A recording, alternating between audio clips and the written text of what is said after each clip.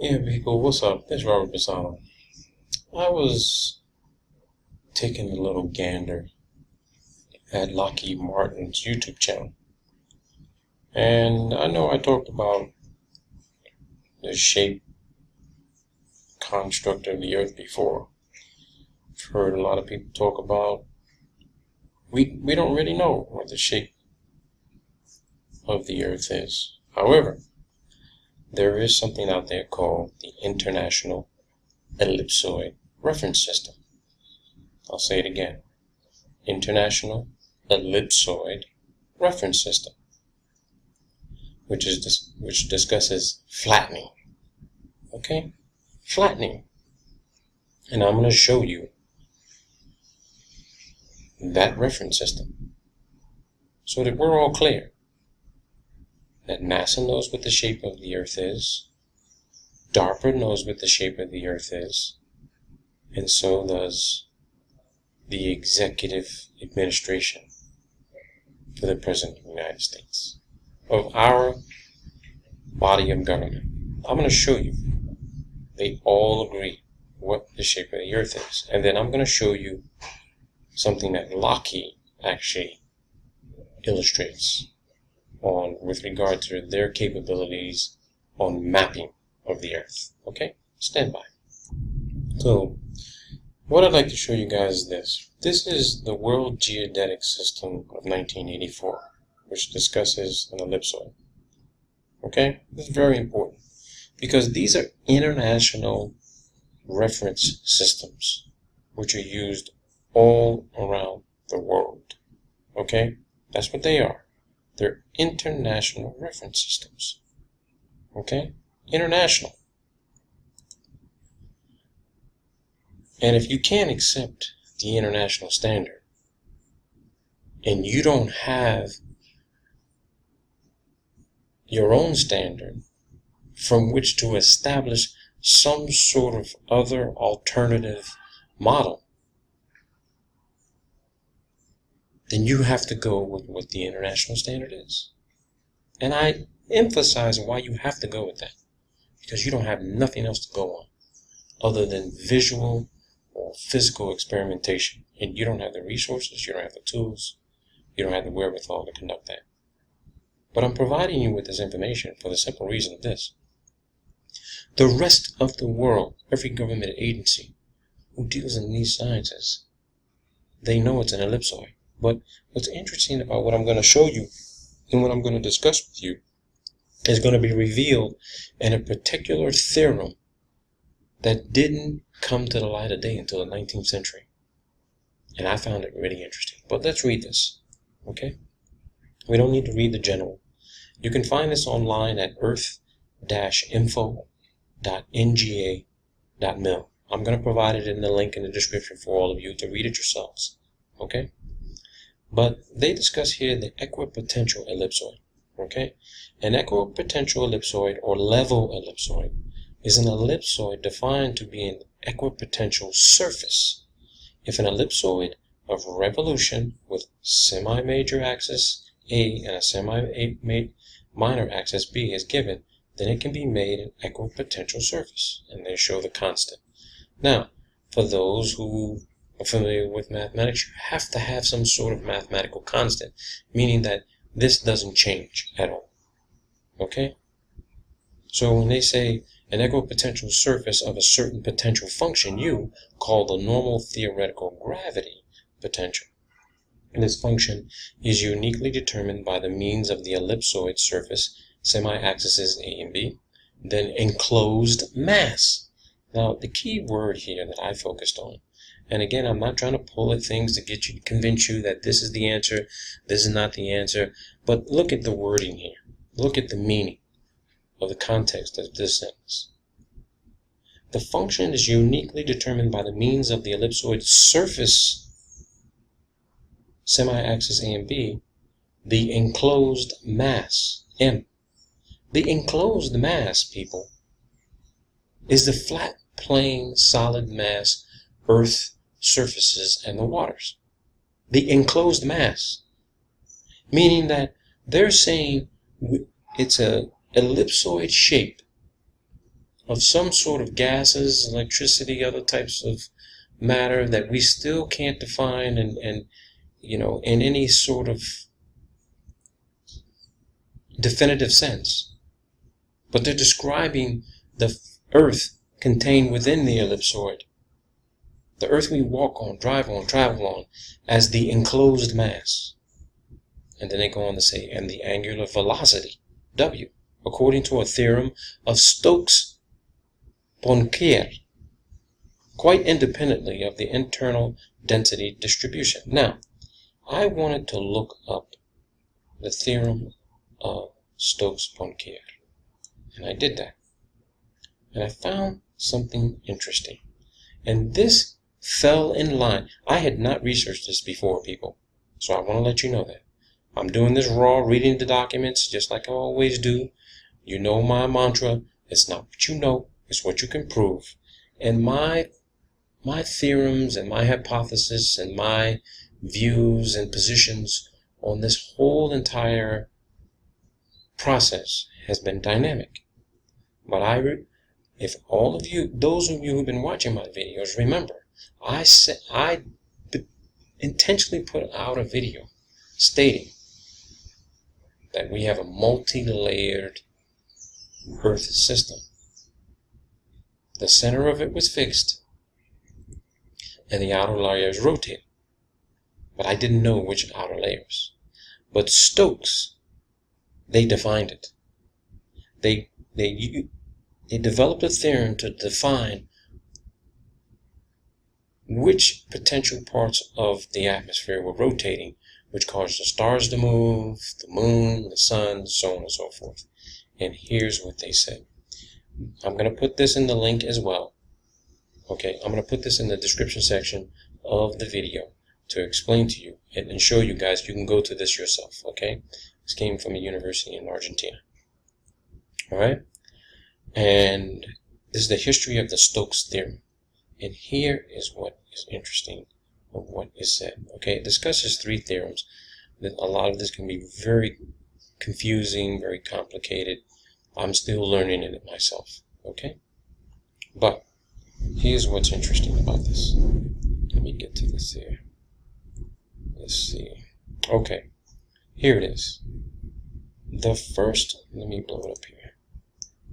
The first of these theorems to be stated and proved is essentially its present form was the one known today as Gauss's theorem, or the divergence theorem. In three special cases, it occurs in an 1813 paper of Gauss. Gauss considers a surface, superficies, in space bounding a solid body corpus. Let's say that again. Gauss considers a surface, superficies, in space bounding a solid body corpus. He denotes by PQ the exterior normal vector to the surface at a point P in an infinitesimal element of surface ds, and by x, qx, qy, qz, the angles this vector makes with the positive x-axis, y-axis, and z-axis respectively. Gauss then denotes by d delta, d omega, an infinitesimal element of the yz plane, and erects a cylinder above it. This cylinder intersects the surface in an even number of infinitesimal surface elements, dz1, ds1, ds2, etc., ds2 n to the nth. Okay? Since if the cylinder enters the surface where qx is obtuse, it will exit where qx is acute. See figure 1. Now, he notes further that if t, u, v are rotational functions of only yz, only xy, and only xy respectively, then I think that's f, people. T is the cosine of qx plus u, the cosine of xy, qy, plus the vector cosine of QZ. Right? Gauss then approximates the volume of the body by taking cylinders of length x in cross-sectional area and concludes in similar. All right. So let's go on here because I don't want to get too much into this. All right. So potentially this is a diagram. Let's just say this is the flat plane Earth, right? Here's where we are. He's putting cylinders on top of here, and he's saying that here's your three-dimensional rotational axes. So that whole idea that we grew up with, saying that the Earth was on an XY axis at 23.5 degrees,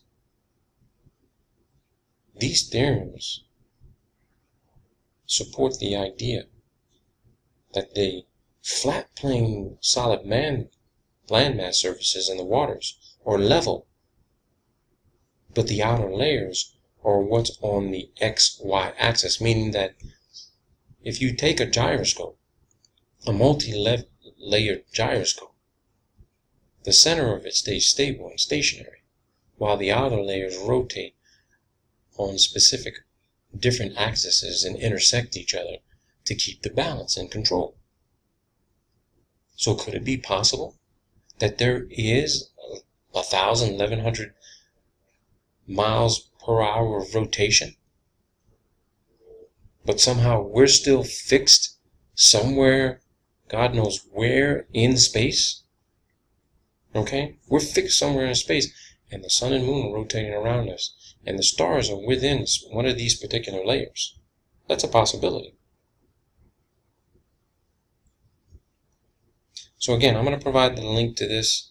I need to go over it myself and get a better understanding, read the paper through thoroughly, and I haven't done that. Forgive me on that, people, but there are those of you out there who really love this kind of stuff, just like I do, and you're going to go through it. But I love putting it out raw like this because here is a potential theoretical model that could be used as some sort of alternative foundation to start developing our own models, okay? And I'm going to take you also to the WGS. And WGS lists defining the parameters. And again, the World Geodetic System 1984 works on a curvature frame global. Type of frame is three-dimensional, okay? This is from the National Geospatial Intelligence Agency. And if you see in the description, WGS 84 is an Earth-centered. Earth-centered. Now I want you to understand what that means. Earth-centered, they don't mean the entire planet. They mean the solid land masses and waters. That is what we call Earth. Okay? That is what I'm calling Earth. Then they go on to say Earth-fixed terrestrial reference system and geodetic datum. I say again, WGS 84 is an Earth-centered, Earth-fixed terrestrial reference system. The stars are fixed, people. That's WGS 84 saying that. The stars are fixed. Now, some of you out there who are just getting into this learning this. You see the stars moving. Yes, the stars are rotating.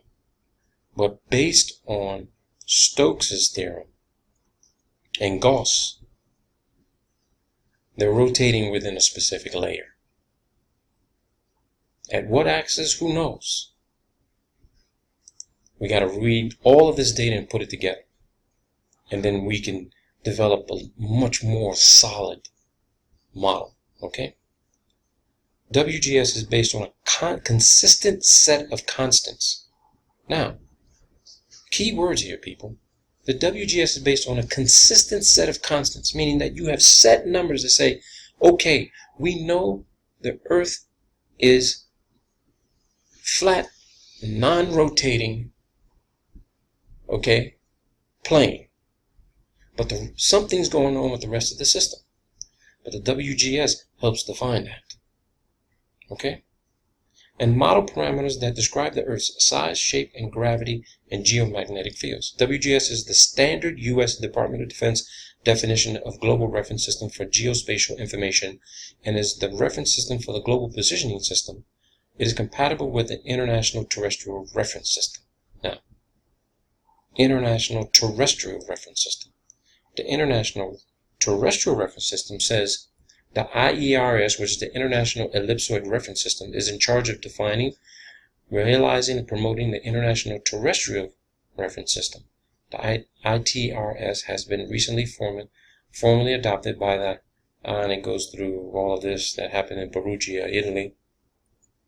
So let's see what's factual here. Okay, the ITRS definition fulfills the following conditions. It is geocentric, its origin being the center mass for the whole Earth, including oceans and atmosphere. Okay? The unit of length is the meter. The scale is consistent with the TCG, time coordinate for a geocentric local frame, in agreement with IAU and IUGG resolutions.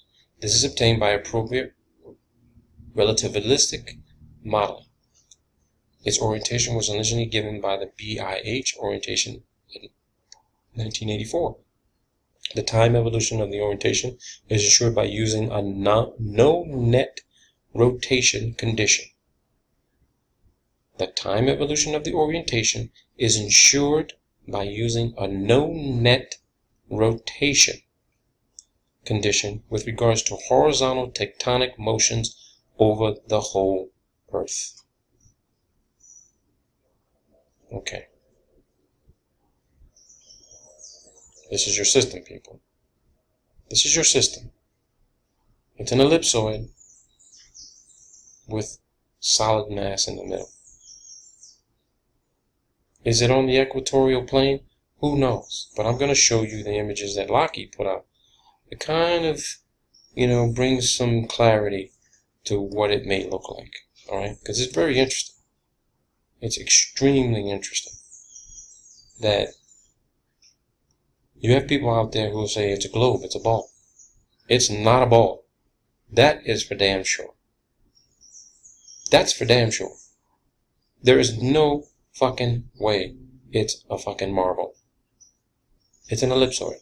And the reason why you can't get any view of what it really looks like, because they're traveling over a specific area of the plane that at a specific altitude where it's giving the appearance that it's some sort of ball showing curvature. But what the curvature you see is actually the outer rim, the outer,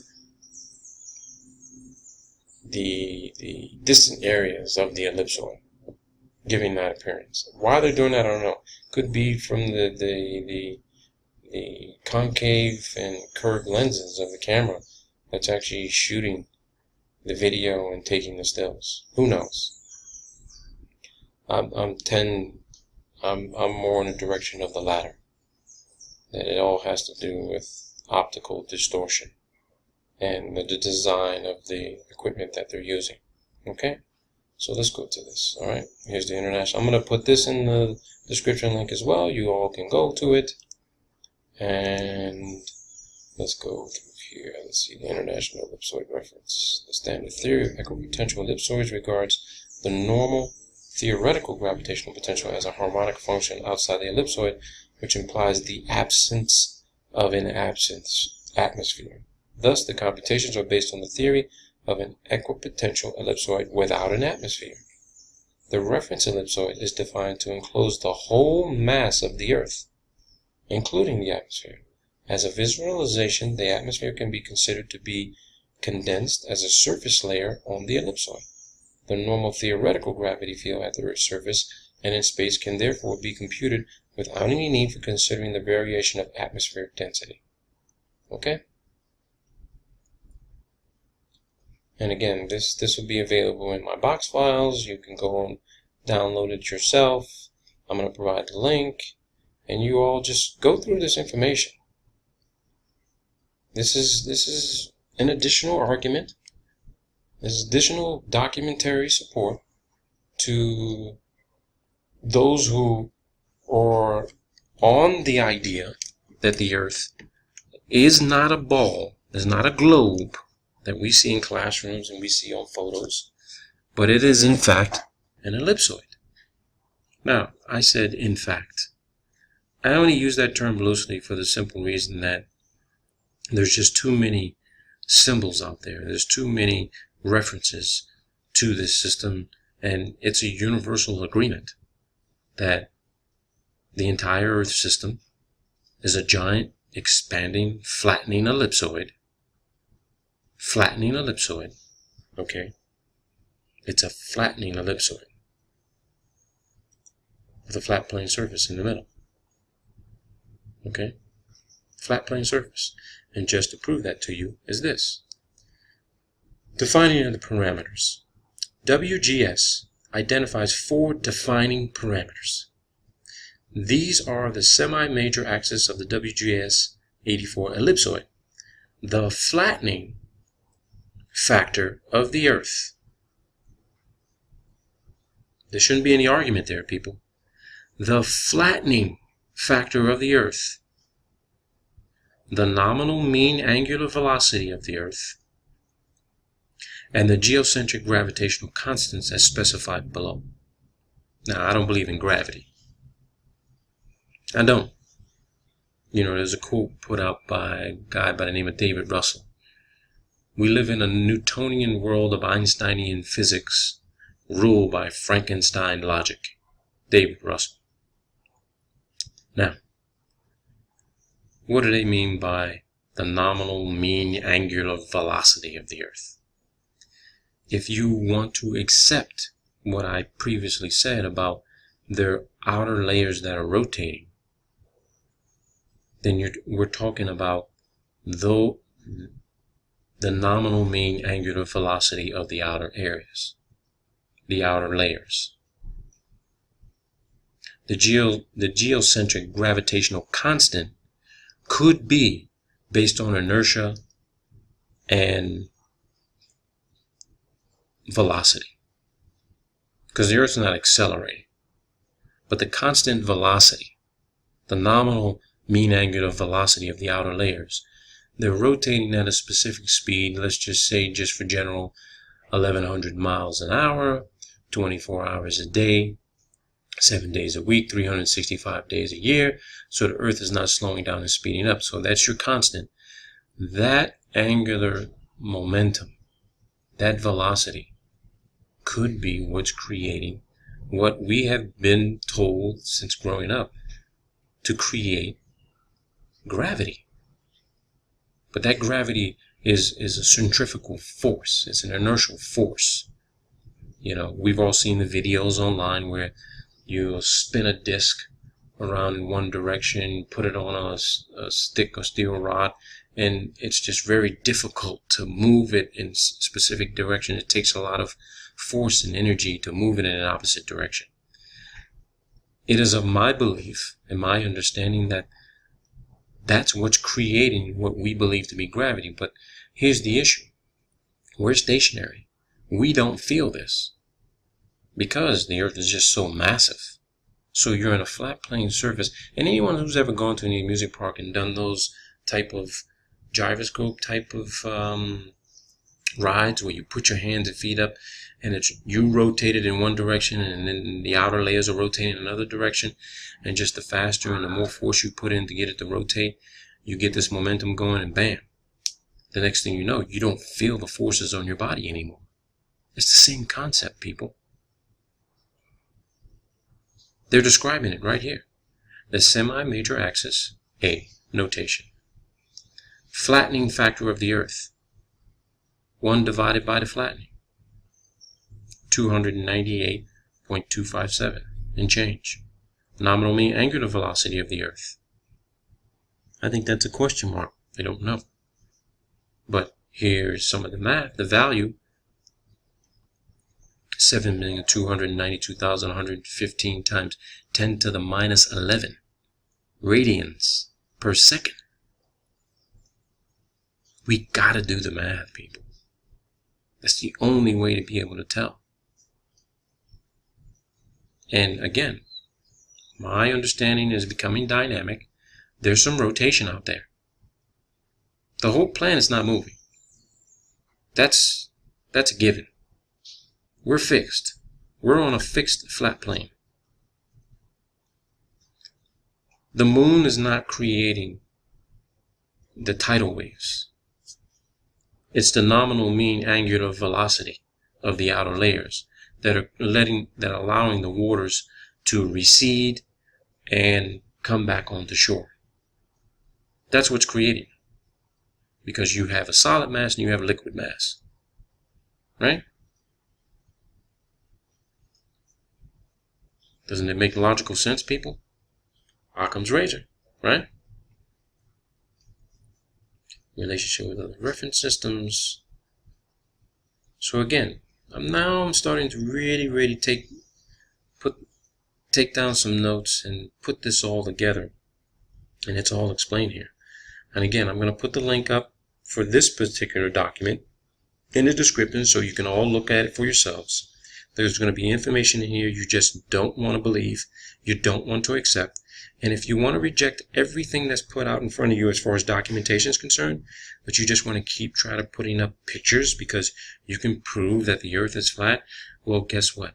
You're wasting your time because you're repeating something that probably the 200, 300 million people are also repeating, and they know the same things as well. But the goal and objective of this mission is not to continue to shove down the throat, oh, the earth is flat, the earth is flat, but to clarify and define the whole entire system. And this information I'm providing you here helps us define the entire system. It's right here in black, white, and blue. Black, white, and blue, people. So, why don't we go to that video? I want to show you something interesting. And then I'm going to end this. So I'm going to show you this video from Lockheed Martin's website. I mean, not their website, but their YouTube channel. And the name of this video is called Building Amazing. And I want you to listen to what she says with regard to mapping and the image she actually shows. And then I'll pause it as soon as she shows it. Okay? Here we go. We have been imaging. Is Mars. We have been imaging. So she says Lockheed Martin has been imaging. Now, here's what's important.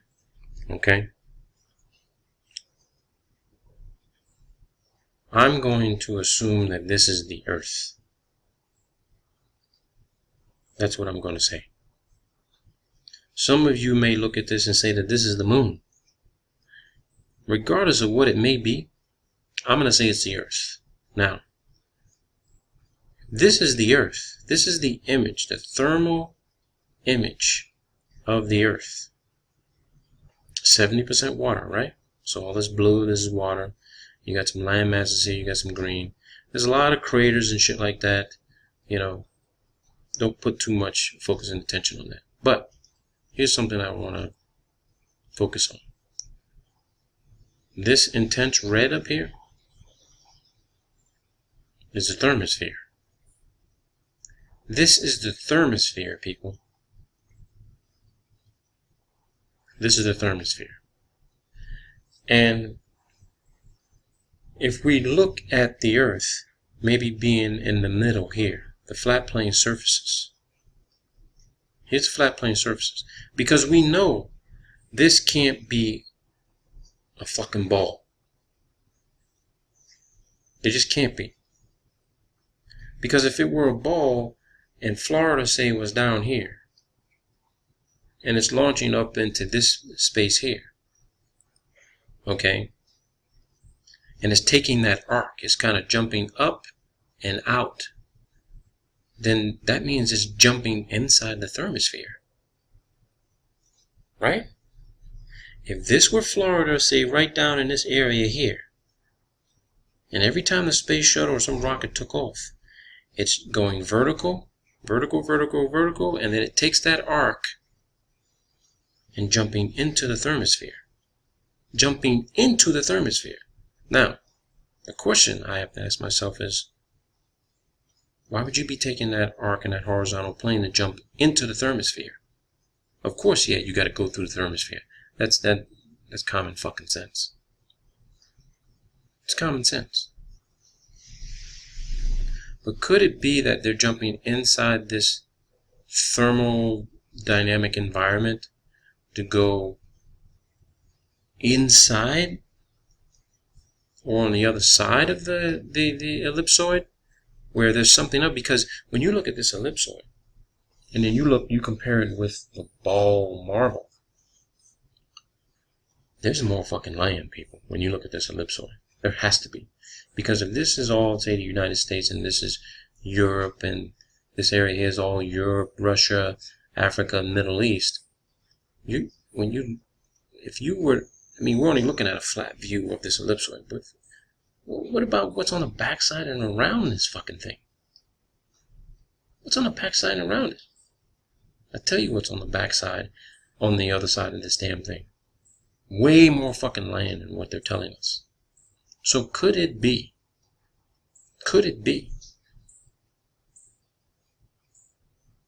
the existence of some sort of portal? Could it be possibly be? Is it possible? When you look at this imaging map from Lockheed Martin, you got to ask yourself, you got to start now and reevaluate every damn thing that you've been considering as what could be the potential model, because this is it. This is it. This is it right here. DARPA believes this, and so does the DOD and the White House, and I'll prove it to you.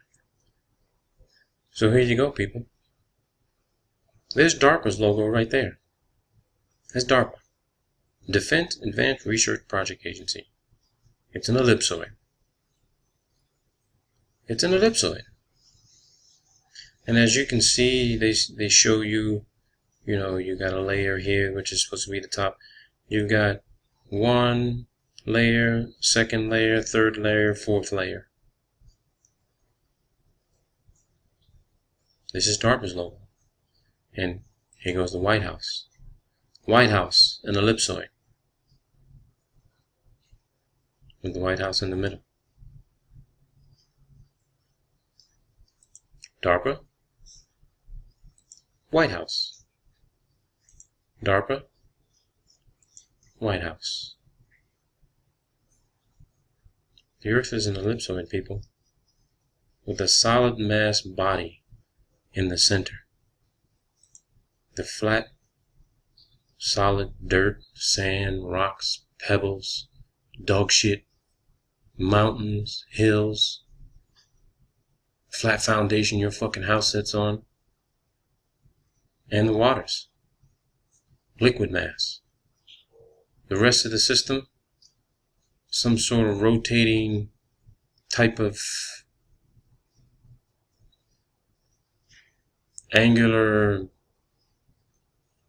body of gas and helium superfluid or dark matter, dark fluid, or who knows.